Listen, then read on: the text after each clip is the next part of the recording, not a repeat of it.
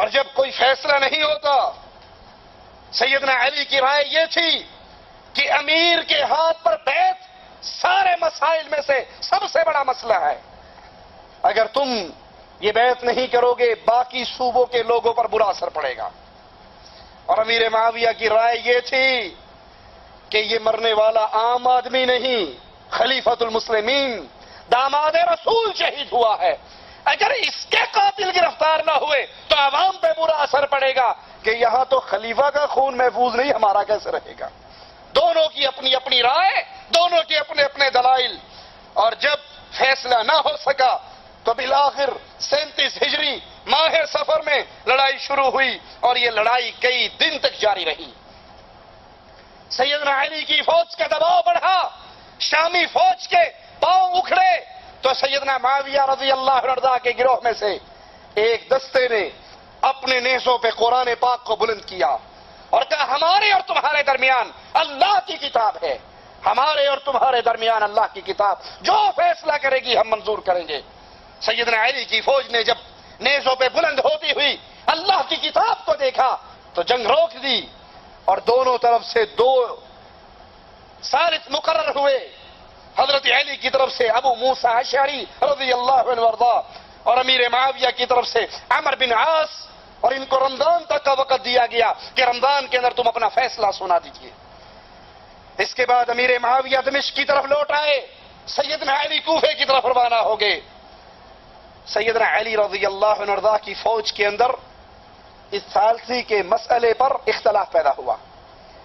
سیدنا علی کی فوج کا ایک گروہ کہنے لگا یہ کام اچھا ہوا، مسلمانوں میں صلح صفائی ہو گئی، وہ جو خون بہ رہا تھا وہ رک گیا۔ دوسرا گروہ کہنے لگا تم نے اللہ کی کتاب کو چھوڑ کر ایک انسانوں کو یا 2 انسانوں کو فیصلہ کرنے کا اختیار دیا، تم نے بہت بڑا گناہ کیا۔ اور یہ 12,000 افراد فوج سے الگ ہو گئے جو ثالث مقرر کرنے کے مخالف تھے، اور انہیں خارجی کہا گیا، یہ خوارج تھے جنہوں نے حضرت علی پہ خروج کیا۔ اس مقررہ مدت میں دونوں ثالثوں نے فیصلہ سنا دیا، اور دونوں کا فیصلہ ایک دوسرے سے مختلف تھا۔ ابو موسیٰ اشعری کا فیصلہ تھا کہ سیدنا علی اور معاویہ میں سے کسی کو خلیفہ مقرر نہ کیا جائے، انہیں چھوڑ کر مسلمان جسے چاہے خلیفہ چن لیں۔ عمر بن عاص کا فیصلہ تھا کہ ابو موسیٰ اشعری نے سیدنا علی کو خلافت سے الگ کر دیا تو ان کی جگہ پہ میں سیدنا معاویہ کو خلیفہ مقرر کرتا ہوں۔ سیدنا علی کے حامیوں نے اس فیصلے کو تسلیم نہ کیا۔ سیدنا علی فوج لے کر دمشق کی طرف جانا چاہتے تھے کہ خارجیوں نے، ان خوارج نے، یہ خوارج کی نسل سیدنا علی کے دور سے لے کر آج کے دور تک چلتی آ رہی ہے، جو اہل ایمان، اہل توحید مسلمانوں کے خون کو جائز سمجھتے ہیں، ان پہ حملے کرتے ہیں، ان کا قتل غارت کرتے ہیں، مواحد مسلمان حکمرانوں کے خلاف بغاوت اور خروج کرتے ہیں۔ ان خوارجیوں نے، ان خوارج نے، ان خارجیوں نے فتنہ فساد پھیلایا، گروہ در گروہ بن کر، ٹولیے بن کر مسلمانوں کو لوٹنا شروع کیا۔ تو سیدنا علی نے پہلے ان کو سزا دینا، ان سے نمٹ لینا، بہتر جانا، اور ان سے جنگ کی جس میں 4,000 خارجی قتل ہوئے اور ان کی کمر ٹوٹ گئی، لیکن یہ چین سے نہ بیٹھے، یہ سکون سے نہ بیٹھے، ان کی سازشیں وہ جاری اور ساری رہی۔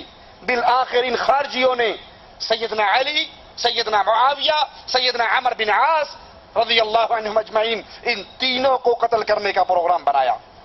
عبد الرحمن بن ملجم کے ذمے سیدنا علی کو شہید کرنا، برق بن عبداللہ کے ذمے سیدنا معاویہ کو، عمر بن بکر کے ذمے سیدنا عمر بن عاص کو قتل کرنے کی ذمہ داری لگائی۔ اور اس کے لیے 40 ہجری رمضان المبارک کی 17 تاریخ مقرر ہوئی کہ اس تاریخ اور اس دن کو یہ تینوں، ان تینوں کو قتل کر دیں گے۔ امیر معاویہ رضی اللہ عنہ وارضا نماز کے لیے نکلے، فجر کی نماز کا وقت مقرر ہوا، ان پہ حملہ ہوا، لیکن وہ کامیاب نہ ہو سکا، ان کو معمولی زخم آئے اور اس کو گرفتار کر لیا گیا۔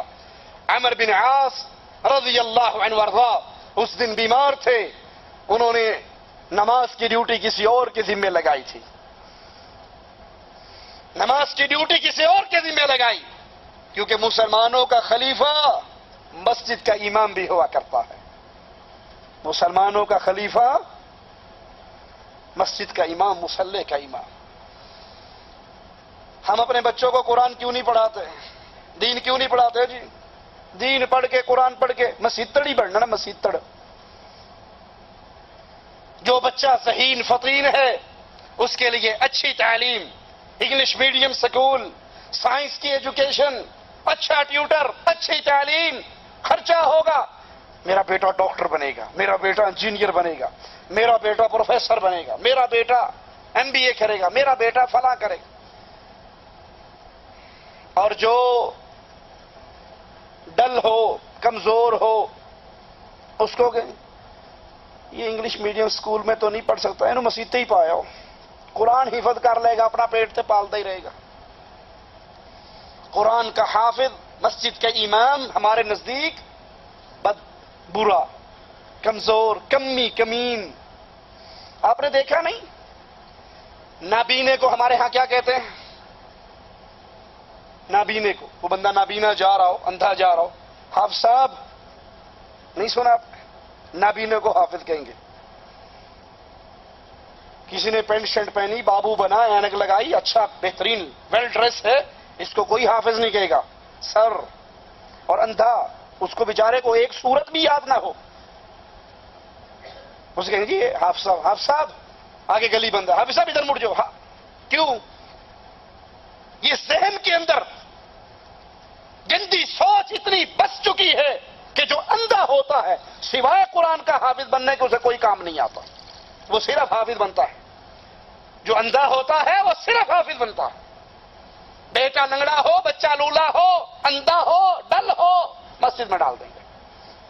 حالانکہ رسول کریم صلی اللہ علیہ وسلم کیا فرماتے ہیں؟ خیرکم، خیرکم، پوری کائنات میں سب سے بہتر جو قرآن سیکھے اور سکھائے۔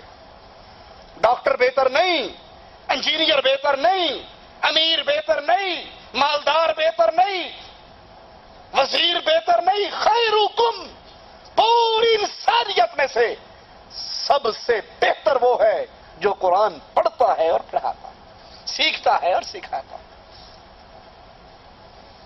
حافظ کا تو کیا کہنا، قاری قرآن کا تو کیا کہنا، ان کے والدین کے سروں پہ قیامت کے دن نور کا تاج رکھا جائے گا۔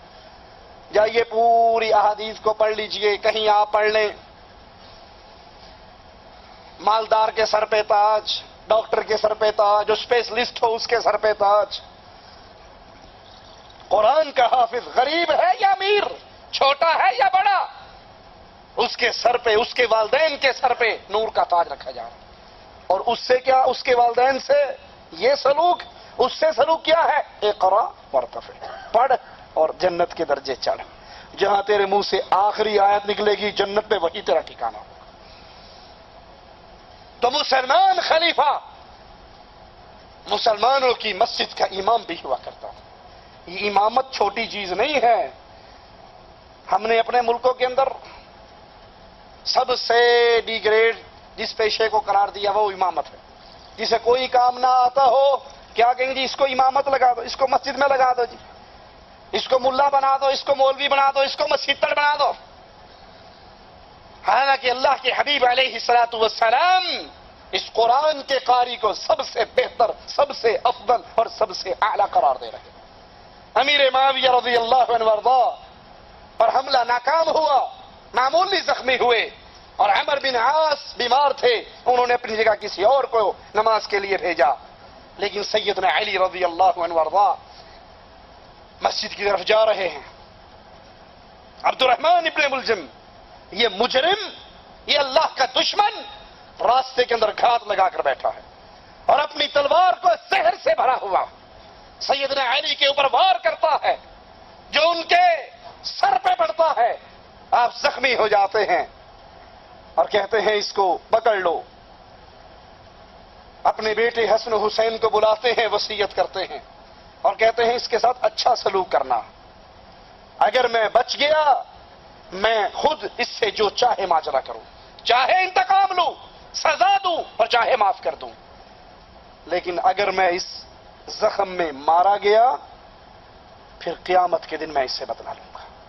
اللہ کے دربار میں میرا اس سے ماجرا ہوگا. اگر میں مارا جاؤں تو اس کو مار دیا جائے, اس پہ حد قائم کر دی جائے, اور اگر میں بچ جاؤں تو پھر میں اپنا ماجرا اس کے ساتھ خود نمٹوں گا. لیکن وہ تلوار زہر سے بھری ہوئی, وہ تلوار, وہ زہر آپ کے جسم میں اپنا اثر دکھا گیا, اور آپ اسی زخم کی تاب نہ لاتے ہوئے شہید ہو گئے.